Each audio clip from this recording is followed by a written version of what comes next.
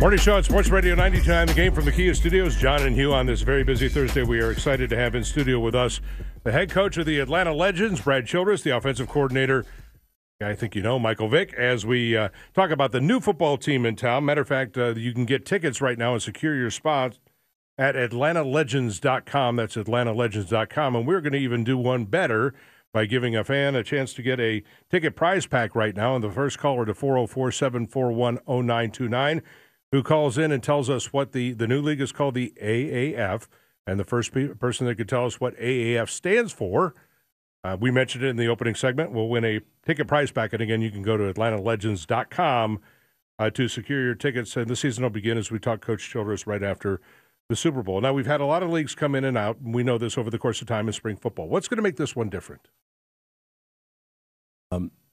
There's only 1,700 jobs in the National Football League.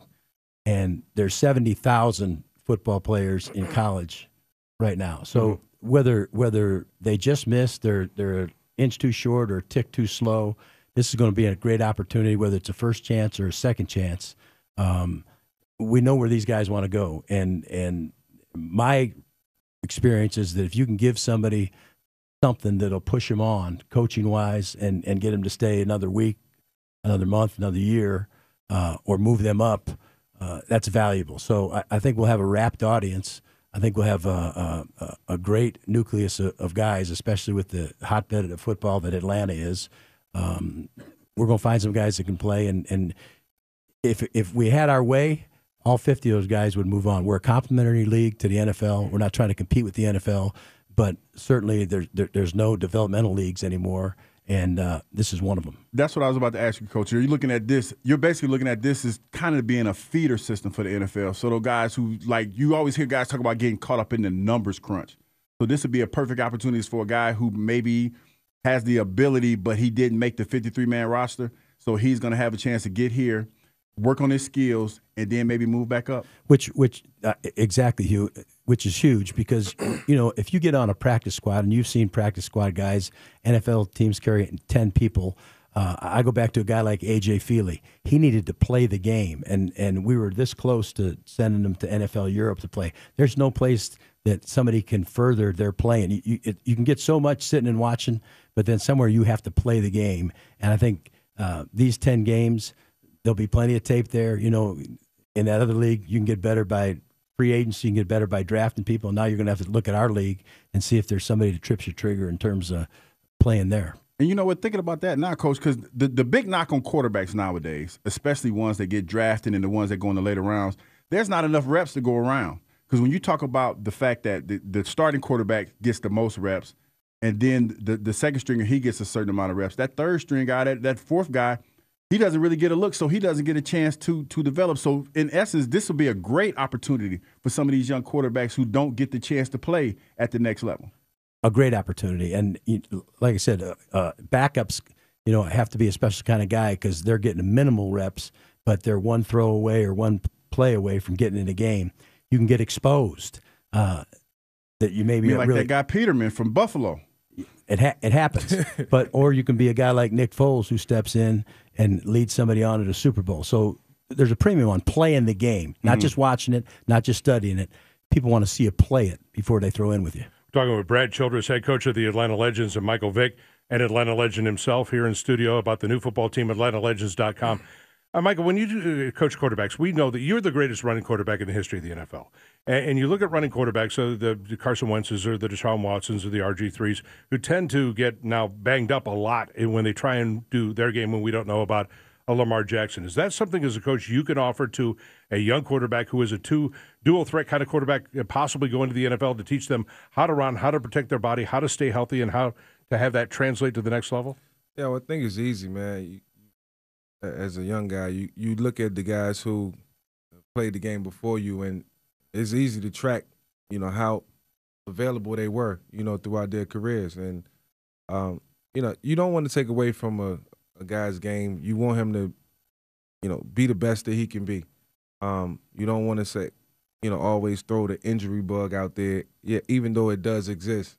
But you want him to also, you know, play at his best. You know, show his teammates that, listen, he's willing to go the extra mile, But at the end of the day, it's up to that player to protect himself. You know, in that moment, you know, you can't. You know, there's no other way to coach it other than them experiencing it and playing. So, you know, you don't want to hinder what they can do, take away from their strengths. You know, you just got to let them play. I mean, I guess I'm asking too, also as an offensive coordinator, are you thinking about RPO and stuff like that? I mean, were you going to have a more of a kind of a college feel to it a little bit, or? You know, I think like Coach Childress said, I think it'll be based on our talent, you know, where we can go with it. But it's so much that we'll be able to do because we'll draw from so many different places and we'll come from so many different places as far as our offense. I'm excited to see what it's going to look like ultimately as Coach Childress, you know, say on what we run and what we do and what he think is best. But we'll all be there with them, you know, helping them game plan and trying to find ways to be the best at it. Speaking of RPOs and all the other good stuff, coaches, I mean, y'all don't have that much time before, you know, training camp and all the other good stuff. So when does that get crunked up? So we'll have. Speaking of crunk, I know it's one of your favorites, Hugh. One of your favorites. Anyhow, we're going to have a mini camp probably in the middle of November. We'll have a quarterback camp probably down in San Antonio, and then our training camp will start January the 4th in San Antonio. We'll bring all 8 teams down there.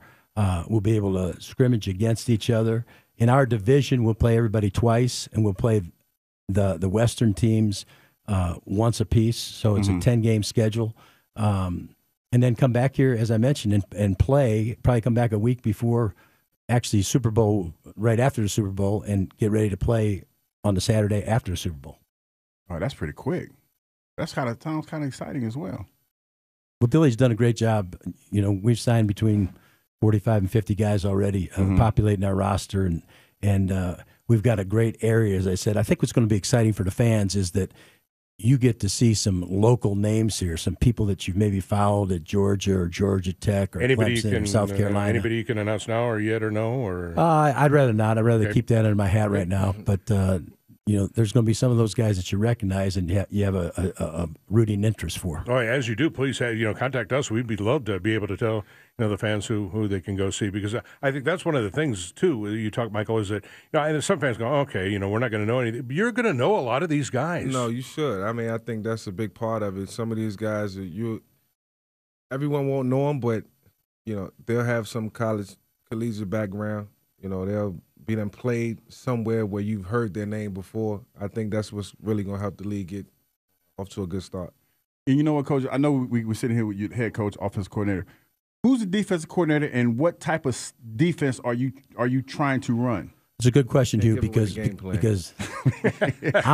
defensive guy. I want to know. I want to know what the defense is going to look like. Yeah, I'm an offensive guy, and I think the worst thing you can ever do as an offensive guy is to meddle on defense. So you hire somebody to be an expert in their area, and Kevin Coyle is going to be our defensive coordinator. He used to be a defensive coordinator for the Bengals. He was at the Miami Dolphins. He's down with LSU right now, but he's raring to come back and coordinate this thing. And then I feel like I put a good defensive staff together, too. Louis Chiaffi used to coach the linebackers for the Tennessee Titans. He's down as a coordinator, Southeast Louisiana now. So we'll have some good people coaching these guys. Brad Childress and Michael Vick, Mike Vick and Brad, of course, head coach and offensive coordinator of the Atlanta Legends, AtlantaLegends.com, in studio with Hugh and I. And I know I'm surrounded with Brad Childress and Mike Vick and Hugh Douglas by guys that have serious ties to the Eagles, but I also have to say, as a Falcons fan, that I am thrilled you are back in town and back in football, Mike. It makes me very happy to see that. It couldn't have happened in a better place, I'll tell you that. Yep, and we are just thrilled to have Mike be part of this because, and the team name works for him because he is that, as you said, that legend. And, I'm just glad to have the club here. It's going to be a lot of fun to see how this works again. The week after the Super Bowl, Georgia State Stadium, and if fans want to get as a part of this, they can jump in right now, Coach, right? They can jump right in. Yep, there's tickets available on the website, and, come one, come all. We're looking for a packed house. We need crowd noise. I think it's going to be that. And there's not none of that manufactured crowd noise either. And they've done a nice job, by the way. Georgia State Stadium, they did a nice job. With the Olympic Stadium to Turner Field and now this, it's like a perfect venue for you guys. Yeah, we've been down there, and we like the place, the way that they've kind of pulled it in a little bit. It's not so cavernous, but I don't know what they put down there 45, 50,000 people if they want to. Yeah, it's something like that. Hey, Coach and Mike, thank you very much for taking time and joining us today, and we look forward to this. We'll be watching. We'll be there. Thanks for having us. Thank you. The Atlanta Legends at AtlantaLegends.com. And we'll be talking a lot about it, too. Trust me, that'll be something, as we get close to the season as well.